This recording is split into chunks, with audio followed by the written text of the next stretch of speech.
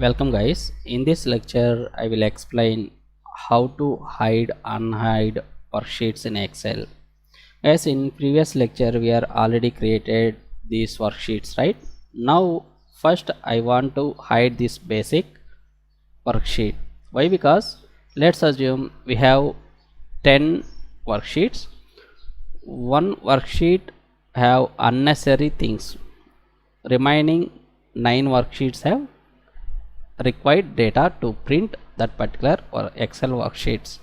In this case we need to hide this Excel worksheet, then we can print necessary things. Okay, in that case we are using this hide unhide worksheets option. Now I want to hide this basic worksheet, then we can select that particular worksheet, right click, select this hide option. See, automatically that particular worksheet gets hide. Same option is available in Excel ribbon.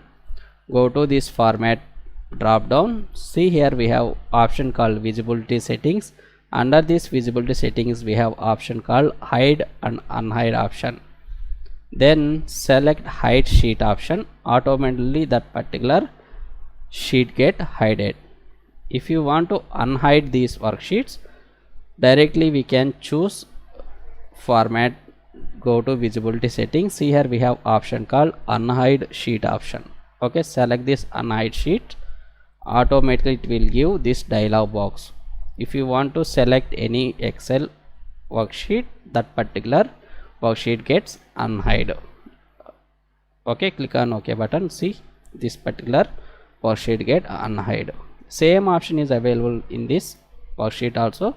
Right click, click on this unhide, then select this basic worksheet, then click on OK button. Now see, that particular basic worksheet gets unhide. So like this we can hide and unhide worksheets in an Excel. Okay, so that's it guys. Okay, thank you.